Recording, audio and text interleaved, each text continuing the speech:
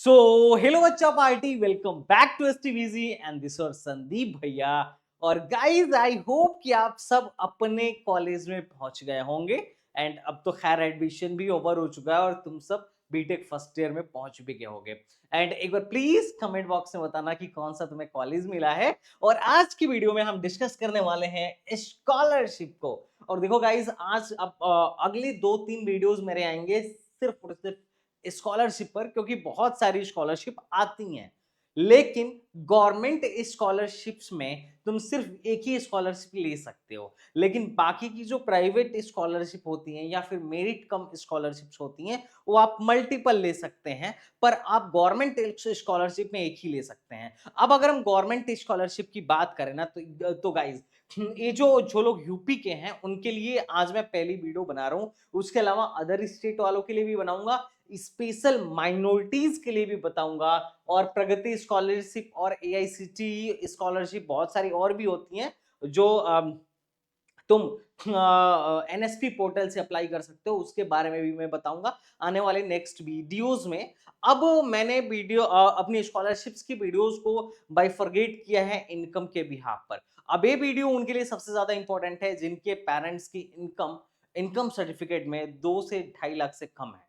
ठीक है, और अगर इससे ज्यादा है तो देखो 5 लाख से कम वालों के लिए भी अलग स्कॉलरशिप है, 8 लाख तक वालों के लिए भी अलग स्कॉलरशिप है। उनके बारे में हम बाद में बात करेंगे, पर हम आज की वीडियो में यूपी वाले बच्चों के बारे में बात करेंगे। यूपी के लिए जो सबसे बेस्ट स्कॉलरशिप है वो है यूपी स्कॉलरशिप। वैसे तो तुम सिर्फ गवर्नमेंट में एक ही स्कॉलरशिप ले सकते हो, पर अगर तुम यूपी से हो तो मैं सिर्फ एक ही स्कॉलरशिप सजेस्ट भी करूंगा, वो है यूपी गवर्नमेंट वाली स्कॉलरशिप। इस बात को ध्यान में रखिए, क्योंकि यहाँ पर बहुत हाई चांस होता है कि अगर आप अप्लाई कर रहे हो तो ऑलमोस्ट आपका आ ही जाएगा। हाँ, कुछ लोग होते हैं जिनकी गलतियों की वजह से उनकी स्कॉलरशिप नहीं आती है। तो देखो, स्कॉलरशिप ना आने के पीछे बहुत सारे रीजन हो सकते हैं। पहला रीजन ये होता है कि आप फॉर्म ही गलत भरते हो, तो उसकी चिंता मत करो, मेरी वीडियो को देख के भरना, पक्का सही फॉर्म भराएगा। दूसरी गलती ये होती है कि कई बार किसी भी तरीके की उसमें डिस्पेरेंसी आती है, पर हम उसे रिमूव नहीं करवा पाते हैं। उसके लिए अब हमें टाइम टू टाइम चेक करते रहना पड़ता है स्टेटस पे जाके। जब तुम यूपी गवर्नमेंट स्कॉलरशिप पर जाओगे, जैसे एयूपी गवर्नमेंट का पोर्टल है, हमें स्टेटस पर जाके हमें एप्लीकेशन स्टेटस पे जाके चेक करते रहना चाहिए कि हमारा फॉर्म कहाँ तक पहुंचा है और कहाँ पेंडिंग है। और अगर पेंडिंग है तो वो लोग कई बार रीजन भी लिखते हैं कि इस वजह से पेंडिंग है, तो उसको जाके तुम वहां रिजॉल्व भी करा सकते हो। तो कई बार ऐसा प्रॉब्लम होता है, पर हम क्या करते हैं ना, ध्यान ही नहीं देते, हमने स्कॉलरशिप भर के छोड़ दिया और हमने उसको सॉल्व भी नहीं किया। क्योंकि स्कॉलरशिप में अगर कोई गलती है तो यहाँ से पता चल जाता है, और वहां पे वो करेक्शन के लिए डाले रहते हैं, और करेक्शन का विंडो जब ओपन होता है तो हम जाके करेक्शन भी करा सकते हैं, पर बच्चा ध्यान नहीं देता है। तीसरी ना आने के पीछे एक बड़ी वजह ये भी होती है कि कई बार मास्टर डेटा फिलिंग ही नहीं करते हैं कॉलेज वाले, या कॉलेज वाले तुम्हारा डेटा को फॉरवर्ड करना ही भूल गए। कई बार कॉलेज भी लापरवाही कर देता है, और एक ऐसा केस एचबीटीयू में देखने को भी मिला है कि पूरे पूरे बैच की स्कॉलरशिप नहीं आई। क्यों? क्योंकि इन्होंने लेट कर दिया था, है ना, ऐसा बच्चे बता रहे थे। तो ये भी एक प्रॉब्लम हो जाती है कई बार। और कई बार प्रॉब्लम ये होती है कि तुम्हारा जो अकाउंट डिटेल है वो आधार से लिंक ही नहीं है, तुम्हारा अकाउंट नंबर आधार से लिंक ही नहीं है, तो फिर वहां पे भी तुम्हारी स्कॉलरशिप नहीं आती है, या फिर उनका वो पेमेंट तो करते हैं पर फेल्ड हो जाता है। तो बहुत सारे मल्टीपल रीजन है, उसके बारे में मैं बात करूंगा। पर अभी हम स्कॉलरशिप के बारे में बात करते हैं, क्योंकि देखो, अगर तुम ढंग से इसको भर रहे हो और अगर तुमने इसको ढंग से भरा, कोई तुम्हारी तरफ से प्रॉब्लम नहीं है, तो मोस्ट प्रॉब्ली बहुत हद तक, अगर तुम्हारा भाग्य ठीक है, तो मोस्ट प्रॉब्ली बहुत हद तक हाई पॉसिबिलिटी है कि पक्का ये स्कॉलरशिप आएगी ही आएगी। मतलब 100 में से मैंने 90 लोगों की तो आते ही आते देखे हैं। हो सकता है डेटा उससे ज्यादा हो। मैं तुम्हें एक डेटा दिखाता हूं, उससे तुम्हें क्लियर हो जाएगा। जैसे तुम्हें डेटा देखो, मैं डेटा एक दिखा रहा हूँ, लास्ट ईयर 2022-23 वाले बैच में कितने लोगों को स्कॉलरशिप मिली थी और कितना मिला था। थोड़ा सा इसका एक बेसिक डेटा है जो तुम्हें देखना चाहिए। ओबीसी में लगभग लगभग मतलब जो टोटल मिला था, टोटल स्कॉलरशिप इन लोगों ने बांटे थे, वो बांटे थे 38 लाख। 38 लाख तुम्हारा है 89,437। मतलब 34,89,437 लोगों को इन लोगों ने क्या किया था, लगभग लगभग स्कॉलरशिप बांटे थे। मतलब मोटा मोटी लगभग तुम मान के चलो 35 लाख के आसपास, मतलब 35 लाख के आसपास इन लोगों ने स्कॉलरशिप बांटे थे। और स्कॉलरशिप अमाउंट कितना था, देखो दो अमाउंट होता है। एक होता है स्कॉलरशिप अमाउंट और एक होता है शुल्क प्रतिपूर्ति, ठीक है, वो मैं आगे अभी समझाऊंगा। तो स्कॉलरशिप अमाउंट इनका था 11,006 करोड़ रुपए, लगभग लगभग मोटा मोटी, और फी अमाउंट था 23,081 करोड़ रुपीज, ठीक है। तो ये चीज है, अगर टोटल अमाउंट की बात करें तो 3,487 करोड़, है ना, 3487 करोड़ रुपए इन लोगों ने क्या किए थे, स्कॉलरशिप में दिए थे, जो कि काफी ज्यादा है। और कितने बच्चों को दिया था, लगभग लगभग 34 लाख से ज्यादा, 35 लाख अप्रोक्स अप्रोक्स 34 लाख 89,000 बच्चों को इनको इन्होंने स्कॉलरशिप दिया है। अब चूंकि बहुत बिग अमाउंट ऑफ स्कॉलरशिप होता है, बहुत ज्यादा बच्चों को बांटा जाता है ऑल ओवर यूपी। ये सिर्फ मैं डेटा बता रहा हूं तुम्हारा पोस्ट मैट्रिक का, मतलब intermediate and after all, intermediate and other than intermediate, ये उनका डेटा है। तो काफी ज्यादा बच्चों को, लगभग 35 लाख बच्चों को स्कॉलरशिप मिली थी, और स्कॉलरशिप अमाउंट इतना था और फीस शुल्क प्रतिपूर्ति इतना था, ओवरऑल इतना पैसा बांटा गया, मतलब 34 करोड़ 3,487 करोड़ रुपीज इन लोगों ने डिस्ट्रीब्यूट किए थे इन फॉर्म ऑफ स्कॉलरशिप। तो ये डेटा देख के तुमको लग गया होगा कि हाँ भैया, अगर सबसे ज्यादा स्कॉलरशिप मिल रहा है तो इसी में मिल रहा है। हालांकि सेंट्रल में इससे ज्यादा मिलता है, पर अमाउंट इससे कम ही आता है। यूपी गवर्नमेंट यूपी वाले बच्चों को सबसे ज्यादा अमाउंट देता है, अगर तुम सेंट्रल वाली स्कॉलरशिप भी लेते हो तो भी शायद इससे कम ही अमाउंट मिले। ओके गाइस, तो चलो हम देखते हैं इसका स्कॉलरशिप भरने का डेट क्या है और एलिजिबिलिटी क्राइटेरिया क्या है। तो देखो, स्कॉलरशिप की डेट जो है ऑलरेडी चल रही है, और 107 से ही इन लोगों ने स्टार्ट कर दिया था, ठीक है।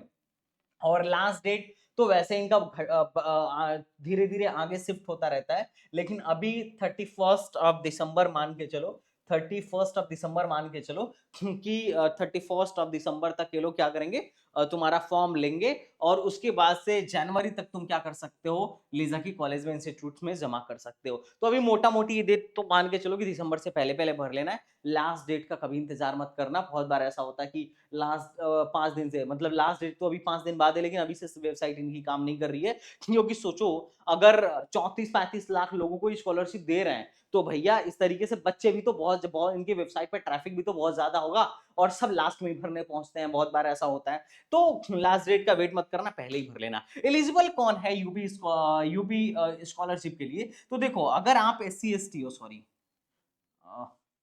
यहाँ पे थोड़ा सा गड़बड़ हो गया है, अगर आप जनरल हो या फिर EWS हो या फिर OBC हो, तो आपके पेरेंट्स की इनकम अगर 2 लाख से कम है तो फिर आप एलिजिबल हो। और अगर आप SC ST हो और आपके पेरेंट्स की इनकम 2.5 लाख से कम है, तो आप यूपी स्कॉलरशिप के लिए एलिजिबल हो। तो ये दो डेटा आप याद रखिए, अगर आपने इनकम सर्टिफिकेट बनवाया है और 2 लाख से कम का इनकम सर्टिफिकेट बनवाया है, तो भैया आप एलिजिबल हैं यूपी स्कॉलरशिप भरने के लिए। लास्ट डेट जरूर ध्यान में रखिएगा, क्योंकि लास्ट डेट अगर आप मिस कर दिए तो फिर कुछ नहीं हो सकता है। और हम सिर्फ अप्लाई एक बार करते हैं यूपी स्कॉलरशिप में। अच्छी बात है कि अप्लाई एक बार करो और फायदा तुम्हें 4 ईयर का मिलेगा, क्योंकि सेकंड ईयर में तुम्हें अप्लाई नहीं करना पड़ेगा, अलग से फ्रेश रजिस्ट्रेशन नहीं करना पड़ेगा, बस तुमको रिन्यू करवाना पड़ेगा, उसका रेन्युअल कराना पड़ेगा। मतलब एक बार अप्लाई कर दिया फर्स्ट ईयर में, और आगे 3 साल तक हम रेन्युअल कराते रहेंगे। अगर कोई माइनर चेंज आएगा, जैसे कि हम हमारा फर्स्ट ईयर में क्या स्कोर रहा है, क्या CPI रहा है, बस यही सब चेंज करना होगा और ले जाके कॉलेज में जमा कर देना होगा। तो हम फर्स्ट ईयर में रजिस्ट्रेशन करेंगे, और second year, third year and fourth year बस रेन्युअल कराएंगे, ज्यादा दिमाग मारने की जरूरत नहीं है। तो ये अच्छी बात है, एक बार तुम्हें मेहनत करके इस स्कॉलरशिप को भर देना है और अगले 4 साल तक मौज करना है। और अमाउंट भी बहुत अच्छा खासा आता है। जनरल और बाकी कैटेगरीज को 60,000 60,000 पर ईयर तक आ जाता है, और बाकी SC ST वालों को 70 मिनिमम 70,000 से लेके 1.1 लाख तक आता है, 1.1 लाख तक आता है। तो भैया सोचो, अगर तुम्हें 60,000 मिले और 4 साल तक मिले, तो लगभग लगभग मतलब 2,40,000 का स्कॉलरशिप तो ये यूपी गवर्नमेंट बैठे बैठे तुम्हें दे रही है। ये मतलब पूरा अमाउंट है, not only scholarship, overall amount इतना तुम्हें 4 साल में गवर्नमेंट दे रही है कि भैया आप क्या करो, आके पढ़ाई करो। ये मैं बीटेक वाले कोर्स के लिए 60,000 बता रहा हूँ, या टेक्निकल कोर्स के लिए बता रहा हूँ। ऐसा नहीं है कि BSc में ऐसा आएगा, BSc में 18,000 से लेके 30,000 तक आता है, depends on your fees. Okay बच्चा पार्टी, चलो अब अगर मैं बात करूं स्कॉलरशिप भरने के लिए एलिजिबिलिटी का, तो एलिजिबिलिटी पहला यही है कि आप क्या होने चाहिए, एलिजिबिलिटी आपका पहला यही है कि आपका इनकम सर्टिफिकेट इससे कम होना चाहिए, और दूसरा अगर आप यूपी स्कॉलरशिप भरने जा रहे हो तो आप यूपी के रहने वाले होने चाहिए, यूपी के रहने वाले होने चाहिए। अगर आप यूपी से बाहर के हो तब क्या होगा, सॉरी, अगर आप यूपी से बाहर के हो तो यूपी गवर्नमेंट आपको स्कॉलरशिप देगी ही नहीं। लेकिन अगर आप यूपी से हो और यूपी के ही कॉलेज में पढ़ रहे हो तब तो बहुत इजीली स्कॉलरशिप मिल जाता है। अगर आप यूपी के नहीं हो, कहीं बाहर पढ़ रहे हो, उस केस में क्या होगा, तो देखो उस केस में जनरल ईडब्ल्यूएस को स्कॉलरशिप मिलता है, उनको अप्लाई करना पड़ेगा।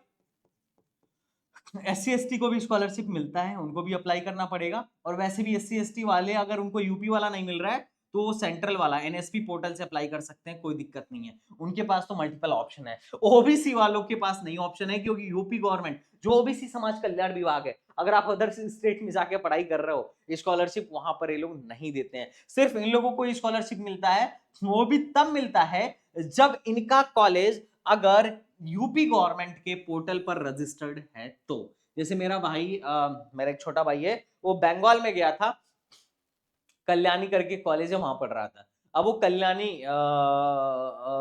जो कल्याणी यूनिवर्सिटी है वो यूपी गवर्नमेंट के पोर्टल पे रजिस्टर्ड ही नहीं था। अब रजिस्टर्ड ना होने की वजह से उसको इन लोगों ने स्कॉलरशिप ही नहीं दिया, है ना।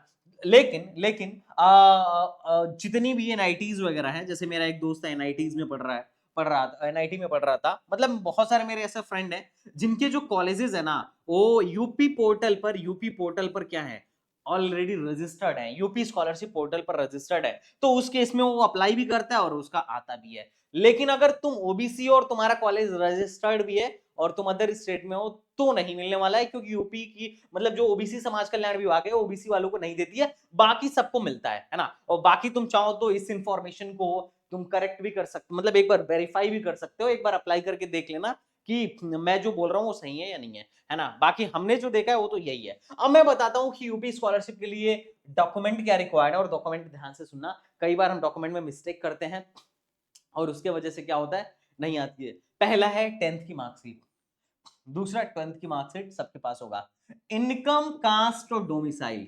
अब ये डोमिसाइल ही ऐसी चीज है जिसके वजह से किसी और स्टेट वाले बच्चे यूपी में आके स्कॉलरशिप नहीं ले पाते हैं, ठीक है। और ये सब तुम साइबर कैफे से बनवा लेना, जिस पर ध्यान रखना कि जो आवेदन क्रमांक होता है वो हो, है ना, रजिस्ट्रेशन नंबर हो इनका। ऐसा नहीं होता है, कई बार हाथ से हम लिखवा के बनवा लेते हैं जिसपे आवेदन क्रमांक नहीं होता है, जिसकी वजह से जब वो लोग ऑनलाइन जाके चेक करते हैं ई डिस्ट्रिक्ट के पोर्टल पे तो तुम्हारा कास्ट सर्टिफिकेट या इनकम सर्टिफिकेट दिखाता ही नहीं है, जिसके वजह से तुम्हारी स्कॉलरशिप ही नहीं आती है। तो इसको ध्यान रखिएगा, ये तीनों चीज मस्ट है। वैसे तो तुम्हारा ये सब इनकम वगैरह 3 इयर्स के लिए क्या होता है ना, 3 इयर्स के लिए क्या होता है, 3 इयर्स के लिए वैलिड होता है। तो अभी अगर तुमने बनवाया है तो अगले 3 साल तक इसी पे आएगा, और लास्ट ईयर में जाके तुम्हें एक अलग से बनवा के फिर से रीअपलोड करना पड़ेगा। आधार कार्ड जरूरी है, बैंक अकाउंट का पासबुक, बैंक अकाउंट नंबर भी लगेगा और उसका पासबुक भी लगेगा, जो तुम्हें ले जाके कॉलेज में सबमिट भी करना होगा। अब इसमें बहुत सारे बच्चों को कंफ्यूजन आता है।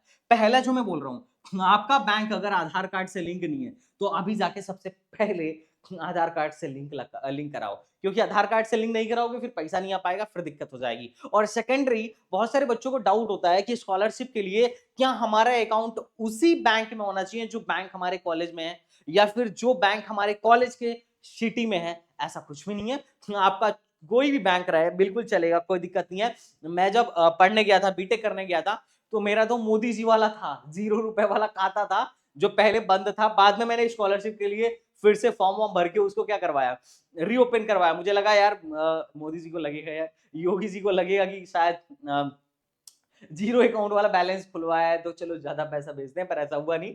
तो मैं उस अकाउंट, मेरा स्कॉलरशिप उस अकाउंट में आता था, और अनफॉर्चुनेटली अभी मैं आईआईटी गुवाहाटी में हूँ और अभी भी मेरा स्कॉलरशिप उसी में आ रहा है, ठीक है। तो this is the thing all about it, कि आपका अकाउंट या आपका बैंक चाहे कहीं भी हो, उससे मैटर नहीं हो, उससे बस लेन देन होना चाहिए और वो आधार से लिंक होना चाहिए। उसके बाद ये अभी लेटेस्ट चीजें जो आपको चाहिए, अभी आपका एडमिशन हुआ है तो आपका एडमिशन लेटर होना चाहिए। कई बार एनरोलमेंट नंबर मांगेगा, जब आप फॉर्म भरोगे तो एनरोलमेंट नंबर मांगेगा, तो एनरोलमेंट नंबर के जगह पे अभी आपको नहीं मिला होगा तो आप एक बार कॉलेज से कंफर्म कर लेना। बहुत सारे कॉलेज वाले बोलेंगे कि एप्लीकेशन नंबर ही डाल दो, तो देख लेना आपके सहपाठी क्या डाल रहे हैं, या फिर हर कॉलेज में एक ईएसडब्ल्यू सेक्शन होता है, यहाँ डीएसडब्ल्यू सेक्शन होता है, तो उसमें क्या होता है ना कि डीएसडब्ल्यू सेक्शन में उनका काम ही यही होता है स्कॉलरशिप लेना और बच्चों का इन सारे मैटर्स को देखना।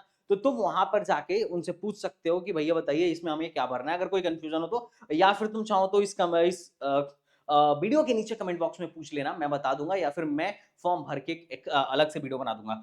जेई मेन का स्कोर कार्ड वेरी इंपॉर्टेंट, इसके बिना तो काम नहीं बनने वाला है। फी रिसिप्ट जितना ज्यादा तुम फीस दिए रहोगे उतना ज्यादा स्कॉलरशिप आने की प्रोबेबिलिटी है, लेकिन मैक्सिमम स्कॉलरशिप 60,000 की आएगी। जनरल ईडब्ल्यूएस और ओबीसी के केस में उससे ज्यादा नहीं आएगी, चाहे तुम 4 लाख फीस दियो, उससे कोई मतलब नहीं है। हाँ, लेकिन अगर तुमने 10,000 फीस दिया है तो हो सकता है स्कॉलरशिप मात्र 20,000 या 30,000 ही आए, है ना, या 15,000 ही आए। लेकिन तुमने 50, मतलब अगर 50,000 से ज्यादा फीस दिया तो फिर 60,000 तक फीस आने की पूरी पॉसिबिलिटी है।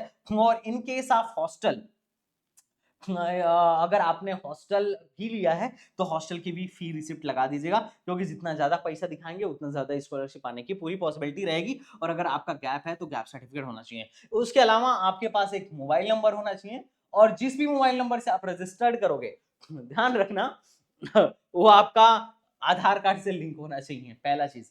दूसरा दूसरा जो इंपॉर्टेंट चीज है, क्या बोलते हैं उसका, आपके पास एक ईमेल आईडी होना चाहिए, बस इतने की ही जरूरत है।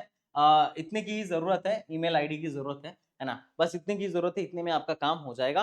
अब अप्लाई करने का प्रोसीजर क्या है मैं आपको बताता हूं, और अप्लाई करने का प्रोसीजर बहुत ही ज्यादा सिंपल है। Let me explain this.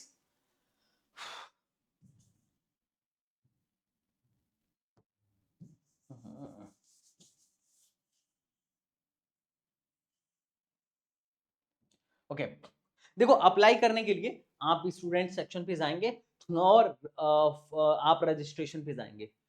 एक करेक्शन के लिए वो तो बाद में आता है, खैर अभी आप रजिस्ट्रेशन पर जाएंगे। अब आप देखिए आप इसमें से किस में आते हैं। अब देखो अगर कोई अल्पसंख्यक है, अब चाहे वो जो भी हो, ठीक है, चाहे वो ओबीसी क्यों ना हो, अगर अब अल्पसंख्यक है तो उसको अल्पसंख्यक समाज कल्याण विभाग फॉर माइनॉरिटी कैटेगरी में अप्लाई करना है। बाकी जो लोग ओबीसी कैटेगरी में आते हैं ओबीसी में अप्लाई करेंगे, जो जनरल कैटेगरी में आते हैं वो जनरल में अप्लाई करेंगे। आप जिस कैटेगरी में आते हैं सिर्फ और सिर्फ उसी कैटेगरी में अप्लाई करना है, दूसरे की कैटेगरी में जाके अप्लाई नहीं करना है। अब जो बीटेक वाले हैं उनको post matric other than intermediate पे जाना है। जैसे मैं ओबीसी हूं तो मैं OBC post matric other than intermediate पर जाऊंगा, और सबसे पहले ये सारी चीजें फिल करूंगा। This is very important, district का बहुत बड़ा रोल होता है, क्योंकि पैसा जनरली जो होता है समाज कल्याण विभाग मतलब से ये सारी चीजें डिसाइड होती हैं, ठीक है। तो ये सारी चीजें आपको क्या करना है, फिलअप करना है। फिलअप करने के बाद मैं आपको जस्ट शॉर्ट में बताता हूँ। सबसे पहले जैसे रजिस्ट्रेशन होता है, नॉर्मली हर एक का रजिस्ट्रेशन मैंने रजिस्ट्रेशन करके दिखाया भी है, उसकी वीडियोस भी पड़ी हैं, तुम कहोगे तो मैं इस बार नया एक वीडियो बना दूंगा। सबसे पहले आपको अप्लाई करना है। अप्लाई करने के बाद से सब कुछ आप अप्लाई करिए, अप्लाई करने के बाद से आप उसको प्रिंट करिए, और वो प्रिंट फाइन मतलब जैसे ही आप अप्लाई करेंगे तो फाइनल प्रिंट के लिए बोलेगा, आप उसको प्रिंट करिए। और प्रिंट जो होता है ये फाइनल प्रिंट नहीं होता है, जांच के लिए होता है। हाँ, ये क्या होता है, जांच के लिए होता है, वेरिफिकेशन के लिए होता है। तो अप्लाई करके आप प्रिंट ले लीजिए, उसको वेरीफाई करिए। वेरिफिकेशन के 3 दिन बाद, क्योंकि पहले ही दिया जाता है कि बच्चा कोई गलती तो नहीं है, एक बार चेक कर लो या कॉलेज में जाके चेक करा लो, है ना। तो अप्लाई करिए सब, उसके बाद उसका प्रिंट लेके चेक करिए। चेक करने के बाद उसके 3 दिन बाद आपके पास फाइनल सबमिशन का ऑप्शन आ जाएगा, तो आप फाइनल सबमिट कर दीजिए। और फाइनल सबमिट करने के बाद से उसका प्रिंट लीजिए। ये फाइनल प्रिंट नहीं होता है, अप्लाई के बाद जो प्रिंट करेंगे डायरेक्ट फाइनल प्रिंट नहीं होगा, वो एक प्रिंट होगा जो वेरिफिकेशन के लिए होगा। आप वेरीफाई जब कर लेंगे तो 3 दिन बाद फाइनल प्रिंट करने का ऑप्शन आएगा। जब फाइनल सबमिट कर देंगे तो उसका प्रिंट लीजिए, और प्रिंट लेने के बाद से जो जो डॉक्यूमेंट मैंने बताया उस डॉक्यूमेंट का सेल्फ अटेस्टेड फोटोकॉपी इसके साथ इस प्रिंट के साथ लगा दीजिए और इंस्टीट्यूशन को सबमिट कर दीजिए, काम खत्म। बस इतना काम है, अप्लाई करना है, जांच करना है, जांच के बाद फाइनल सबमिट करना है, फाइनल सबमिट करने के बाद उसकी हार्ड कॉपी ले जाके इंस्टीट्यूशन को दे देना है। दैट्स इट, बहुत सिंपल काम है। अगर आप इतना कर रहे हैं तो मान के चलिए आपका स्कॉलरशिप आ जाएगा। टाइम टू टाइम आपको चेक करना है। अब स्कॉलरशिप कितना आता है उसको मैं एक्सप्लेन करता हूं। देखो ये 2 पार्ट में होता है, एक छात्रवृत्ति और एक शुल्क प्रतिपूर्ति।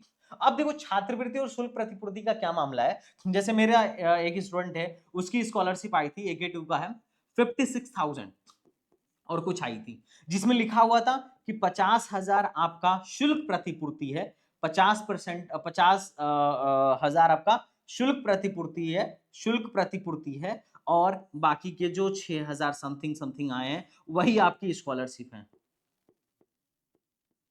ना? तो ये चीज़ है ना? ये दिस इज़ द पॉइंट कि जो आपका पैसा आता है, अब जैसे मैं जब था अपने कॉलेज में, तो मेरी आती थी 30,000 जिसमें क्या होता था कि फर्स्ट ईयर में मैंने 20,000 फीस पे किया था और बाकी का 10,000 मेरा स्कॉलरशिप था। तो ऐसे करके आता है और तो जनरली आपका 50 से 60,000 के बीच में आएगा। अगर आपकी फीस 50,000 प्लस है या 50,000 तक भी है, तो 40,000 तक है तो भी आ जाएगा। और अगर आप एससी-एसटी में हैं, एससी-एसटी में है तो आपका 70,000 टू 1.1 लाख आएगा, डिपेंड करेगा आपके फीस पर। और ये पूरा एक साथ नहीं आएगा, आप लोगों का 2 पार्ट में आता है, 2 पार्ट में आता है। बाकी लोगों का जिनका कम पैसा होता है उनका 1 पार्ट में ही आ जाता है, बाकी लोगों का 2 पार्ट में आता है।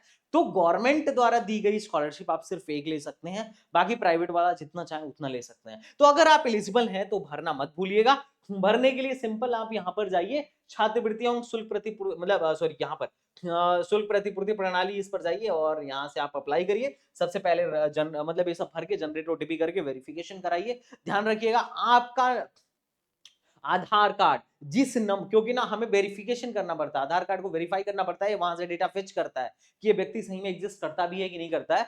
तो उसके लिए उस नंबर पर ओटीपी आता है जिससे आपका आधार लिंक है। तो आपके पास वो फोन नंबर होना चाहिए, एक्टिव होना चाहिए। अगर नहीं है तो जाके पहले उसे ठीक कराइए, अदरवाइज आपको प्रॉब्लम हो जाएगी। तो स्कॉलरशिप में बहुत बार बहुत सारे बच्चे ढीलापन करते हैं या बहुत सारे बच्चे अप्लाई नहीं करते हैं कि यार 50,000 की बात है। भाई 50,000 की बात नहीं है, लगभग लगभग 2 लाख से लेके 2,40,000 तक की बात है। ये हर साल आएगा, तो एक बार की मेहनत 4 साल तक फल देगा। तो क्यों नहीं इसको अभी जाके अप्लाई किया जाए। और ऐसा भी नहीं है, बहुत सारी स्कॉलरशिप, जब मैं तुम्हें प्राइवेट स्कॉलरशिप बताऊंगा ना, तो 100 बच्चों में 2 बच्चों को मिलता है, यहाँ 100 बच्चों में 90 बच्चों को मिलेगा, 95 बच्चों को मिलेगा।